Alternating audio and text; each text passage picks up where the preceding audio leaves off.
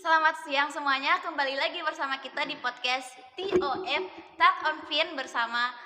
Hari ini kita udah kedatangan langsung dari Bank NTB Syariah yang kita bakalan bahas apa saja produk-produk dari Bank NTB Syariah yang bakalan dibahas langsung oleh Bank NTB Syariahnya sendiri. Mungkin bisa diperkenalkan terlebih dahulu masnya dari mana, sebagai apa di Bank NTB Syariah gitu.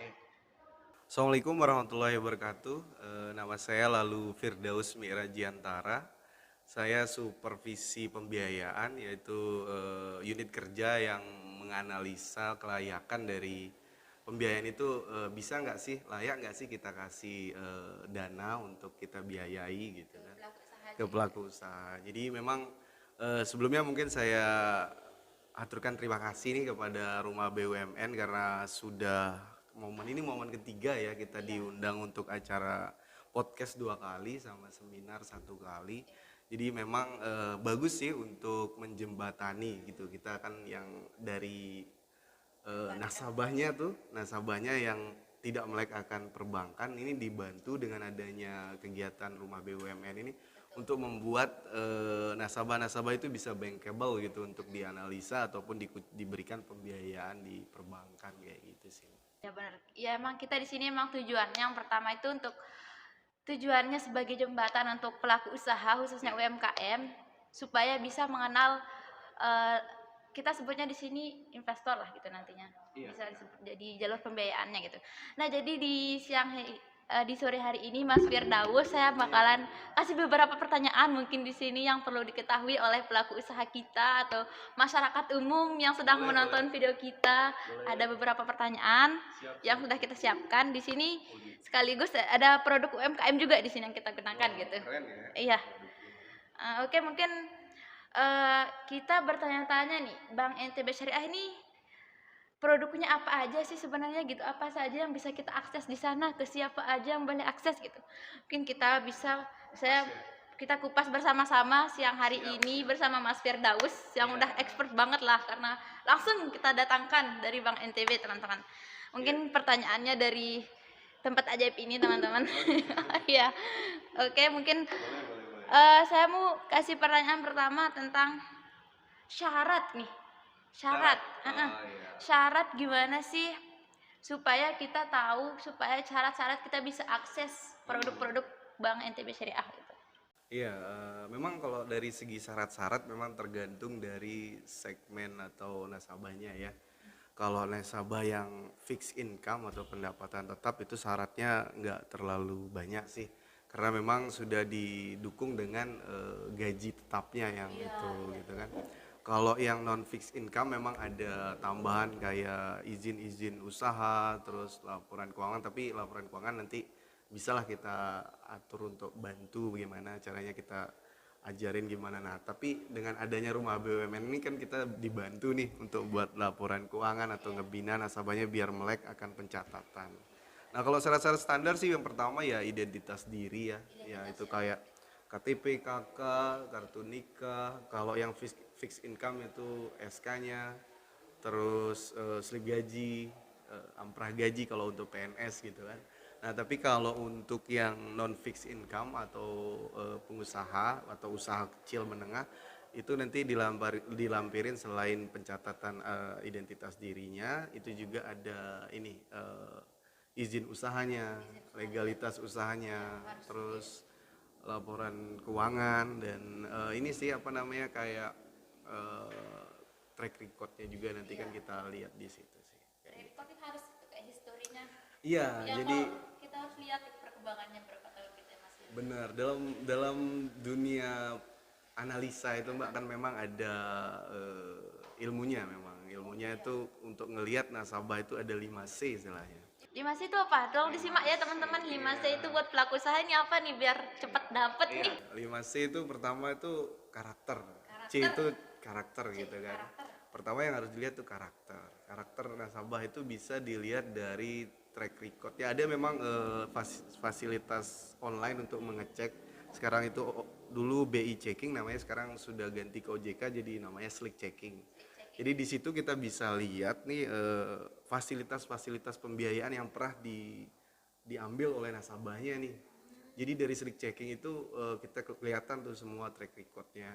Nah terus sekarang tuh yang lagi happening nih terkait e-commerce tuh Mbak, hati-hati kalau e-commerce nih ternyata di slick checking muncul loh. Kadang banyak saya kemarin nemuin nasabah yang eh, mengabaikan itu gitu karena mungkin karena analisanya buy online gitu ya, bayarnya juga nggak tahu orangnya di mana gitu, mereka ngabain dan akhirnya ada fasilitasnya yang e-commerce-nya tuh macet dan itu jadi kendala waktu pengajuan. Itu untuk karakter, untuk slick checkingnya. Terus yang kedua trade checking itu kita ngeliat gimana sih hubungan usaha dengan mitra usahanya, kayak suppliernya, terus sekitarnya gitu kan. Nah itu kita bisa lihat karakternya di situ. Itu dari sekitar Iya, yang kedua itu dari segi kapasitas nih. kapasitas nih sama Nah kalau kapasitas itulah yang dimaksud dengan pencatatan itu loh Mbak. Kadang kalau fixed income itu kan bisa kita lihat kapasitasnya dari gaji tuh. dari slip gajinya. Iya kan kita bisa lihat tuh gajinya berapa sih ini orang, kan kelihatan tuh kapasitas atau kemampuan dia untuk membayar gitu kan. Nah kalau untuk yang usaha dia tuh kita lihat ya dari laporan keuangan neracanya itu nanti berapa sih volume usahanya, berapa sih per hari pendapatannya dan per bulan gimana. Nah, itu nanti dilihat dari kapasitas itu. Terus yang ketiga kapital. Kapital Kapital itu modal. modalnya. Nah, jadi modal ini terutama ini kalau kita khususkan ke usaha, kadang tuh pengusaha ini agak susah memisahkan antara mana ya Iya benar banget. larinya ke budgeting. Sepengalaman kita juga di sini kita ngebina UMKM memang masalah yang sering kita temui itu mereka susah ngebudgeting mana buat biaya barang, buat biaya sendiri sedangkan itu tuh penting banget kayaknya. Penting banget mana yang harus buat gaji diri sendiri, gaji karyawan. Benar, ya. Yang bensin pun harusnya sebenarnya harus kita hitung Iya, gitu kan. sebenarnya ada pemisahan gitu antara mana yang menjadi harta atau milik yang bisa dikonsumsi dan mana yang tidak boleh dikonsumsi seperti itu. Jadi kadang tuh nasabah tuh ya kayak dulu nih ada nasabah yang pembiayaannya ini untuk sebenarnya untuk modal kerja nih, harusnya uang itu diputar nih.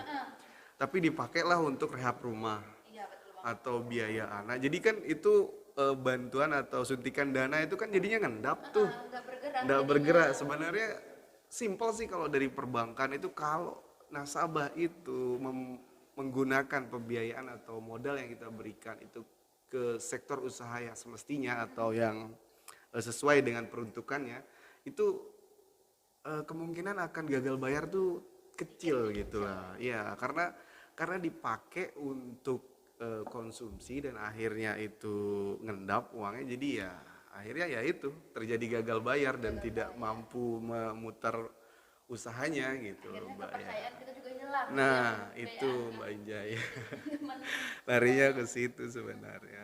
Nah yang keempat nih larinya condition Mbak. Nah ini yang sering, yang sekarang ini terjadi tuh condition itu Mbak. Karena kan masa pandemi ini. Oh iya, pandemi benar. Jadi kan kondisi perekonomian ini nggak nentu nih Mbak. Keluhan semua pelaku Itu memang kita nggak heran gitu loh. Kita tuh memang benar-benar bingung juga kalau di sini perbankan karena kondisi ini kan benar-benar nggak menentu, tidak pasti. Kadang ada kebijakan pelonggaran sistem atau apa, tapi besoknya lagi diketatin. Nah, jadi di situ juga perbankan juga harus menyesuaikan nih analisanya kayak gitu. Tapi ya mudahan sih sekarang kan ini sudah mulai ada pemberlakuan untuk new normal kan. Semua akan dinormalkan kembali.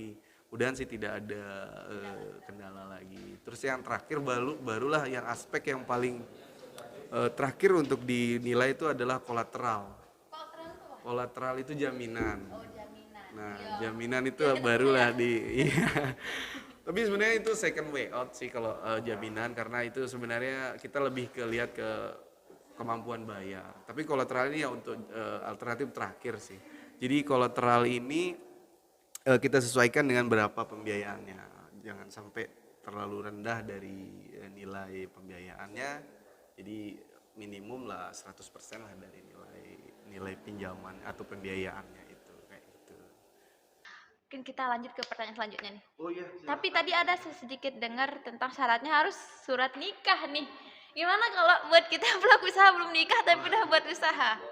Kalau itu sih fleksibel Mbak. Jadi kalau memang Mbak Ijanya belum menikah ya nggak perlu surat nikah, kita juga nggak maksain gitu. Harus nikah dulu baru bisa. Ya Oke. gitu sih, Gitu lebih ke teman-teman. status atau kondisi terkini aja. Kalau memang belum nikah ya kita nggak akan minta syarat apa kartu nikah ya. Iya, karena oke, kita lanjut ya teman-teman ke Oke, pertanyaan selanjutnya nih. jangan berat-berat Mbak. Iya, pembiayaannya itu khusus ke pelaku usaha aja atau bisa ke yang lain gitu? Kalau pembiayaan itu kita sih targetnya semua yang ada yang fix income yang berarti saya jelasin tadi kayak pegawai itu memang kita biasa arahkan ke pembiayaan konsumer. Jadi memang kan untuk pembiayaan yang memang tujuannya itu dikonsumsi Mbak. Nah kalau yang kedua untuk usaha atau pengusaha itu kan juga itu untuk membantu modal kerja atau misalnya investasi yang rencananya mau dicanangkan oleh pelaku usaha kayak gitu sih. Kita lanjut lagi ya Mas ya. Wah banyak nih Mbak ya. Ada Sedikit berapa sih Mbak? sedikit. Ada cuma 5 lah, 5 kita Jangan ngobrol-ngobrol. banyak-banyak. Oke, nih, investasi. Lanjut ke investasi nih. Nah, di perbankan Bank NTB Syariah ini ada nggak sih produk yang bisa jadi akses investasi kita itu? Produk yang bisa jadi akses investasi. Ada, kita punya pembiayaan investasi syariah. Jadi memang pembiayaan itu berbasis pertama itu ya bagi hasil. Bagi hasil itu kayak mudharabah. Itu pembiayaan mudharabah, investasi mudharabah itu dia memang ketentuannya modalnya itu dari bank semua. Tapi yang sebagai sohibul malnya itu banknya, terus nasabahnya sebagai mudaribnya atau pengelolanya itu nanti ada pelaporan setiap bulannya. Cuma memang itu jarang kita terapkan di fasilitas pembiayaan karena repotnya di pelaporan kan ini terkait kerjasama nih. Biasanya kerjasama itu kan kita harus ada yang dilaporkan perkembangannya gimana. Nah jadi agak-agak kurang pas karena nasabah jadi agak ribet mungkin kan karena harus ngelapor. Terus yang kedua ada musyarakah. Nah kalau tadi mudharabah itu modalnya semua dari bank. Tapi kalau musyarakah itu berbagi modal, sharing aset. Nah, jadi nanti misalnya kalau kebutuhan usahanya nasabah itu 100 juta nih, Mbak. Nah, kita sharing nih modalnya. Saya 50 atau berapa kesepakatannya. Nah, 50-50 misalnya. Nah, itu juga kita join modalnya dan nanti ada proyeksi bagi hasil setiap bulanan. Dan itu juga harus dilaporin tuh, Mbak, setiap bulannya dan agak-agak ribet jatuhnya. Ini yang kita ajarin ke UMKM tentang profit sharing ini Mas. Tentu kita ajarin tentang bagaimana cara mereka akses investasi apa yang mereka bisa akses. Ini kita kasih cara-caranya gitu, syarat-syaratnya apa, tinggal kita hubungkan ke perbankannya. Sebenarnya itu yang kita kasih tahu ke UMKM-nya gitu. Di bagian permodalan kita ada 21 modul di sini yang semuanya ada salah satunya itu yang permodalan. Kalau saya di bagian manajemen keuangan sih Mas. Iya, iya. Itu juga untuk modal kerja itu kan juga ada yang murabah modal kerja itu tinggal di eh, buat aja RAB-nya rencana apa yang mau akan dibeli. Misalnya kalau untuk modal kerja tuh misalnya mau beli bahan bakunya kah, terus alat-alatnya, terus kebutuhan-kebutuhan untuk menjual ya, agar siap jual itu bisa kita bantu. Nanti tinggal kita analisa aja lah ya nggak untuk dapat kayak gitu sih. Iya. Ya biar nggak salah-salah. Ini tinggal 3 pertanyaan lagi. Waduh, saya kira udah selesai. Belum. Masih banyak ya. Oh, udah ini ya produk. Produk ya tadi itu sih produk-produk kita itu ada yang apa namanya modal kerja, pembiayaan modal kerja syariah, terus ada pembiayaan investasi dan ada pembiayaan konsumer.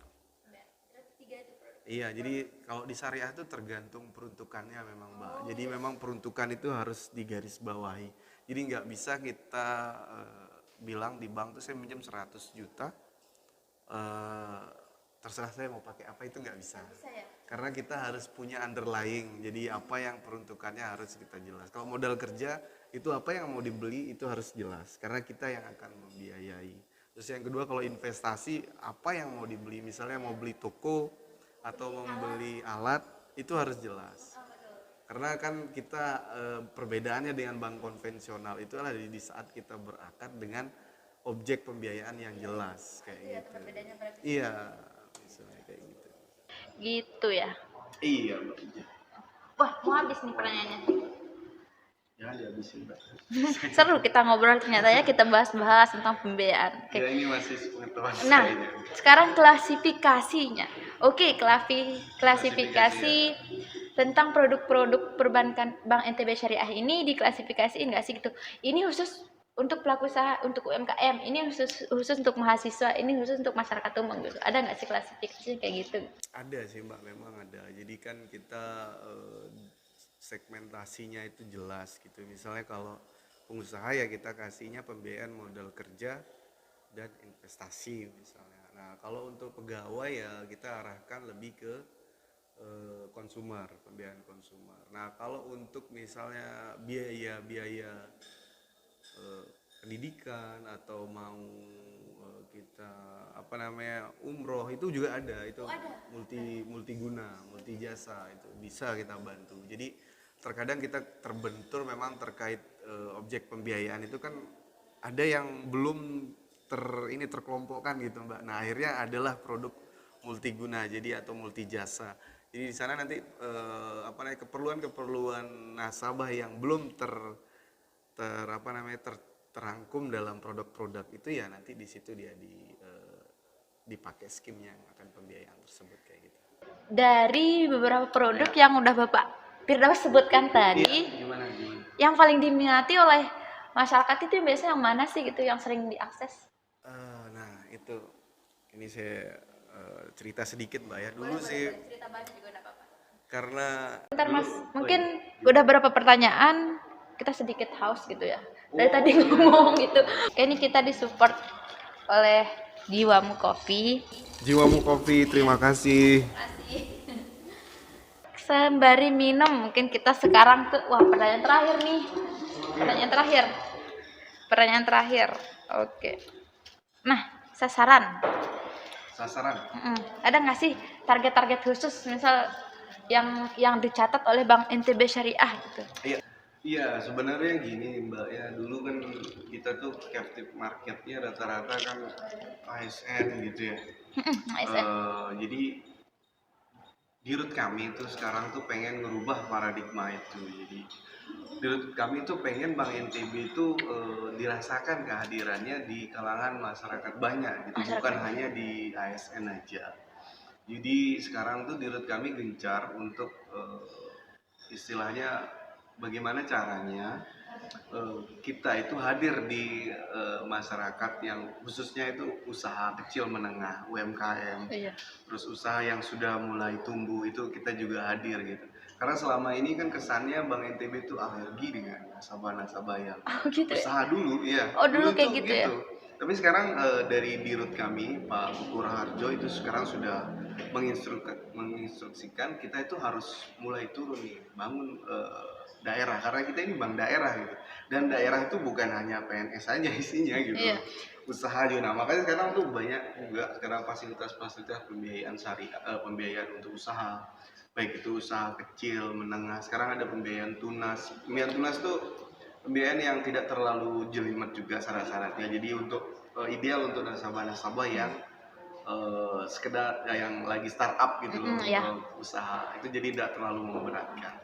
Saling menggampangkan lah, kita butuh laporan keuangan, kita kasih gitu lah. Makanya kita apresiasi sekali program yang diadakan oleh Rumah BUMN ini, karena itulah momen yang selama ini kami hadapi karena nasabah itu tidak melekakan pencatatan, yang terutama yang usaha ya, cuek banget lah, cuek akan budgeting, terus kadang tuh kita nemuin nasabah yang usaha nih, usaha yang kita lihat tuh usahanya rame gitu, rame tapi hasilnya tuh nggak ada gitu. Kita lihat ternyata memang dia tidak punya sistem pencatatannya rapi yang baik, sehingga apa yang dia dapatkan itu lebih banyak dipakai untuk gaya hidup bukan lifestyle, untuk mengembangkan usahanya. Oke gitu ya teman-teman, udah 6 pertanyaan yang kita kupas tentang produk-produk yang bisa kita akses, yang menjadi syarat-syarat udah dijelaskan semua sampai ada 5C tadi yang harusnya kita highlight lah untuk podcast kali ini ya. Dan yang paling penting itu pencatatan ya buat semua pelaku usaha gitu. Harus dicatat supaya cepet dapat, kalau mau gampang dapat ya buat laporan keuangan lah gitu. Sama-sama memudahkan sih sebenarnya.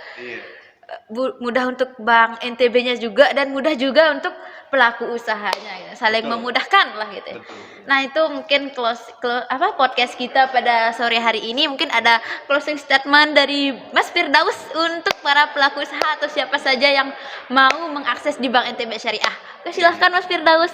Iya, buat para pelaku usaha, itu baik itu UMKM ataupun yang sudah berkembang, jangan berkecil hati. Sekarang Bank NTB itu sudah tidak anti akan pengusaha. Jadi sekarang Bank NTB itu sudah mulai merangkul usaha-usaha kecil menengah.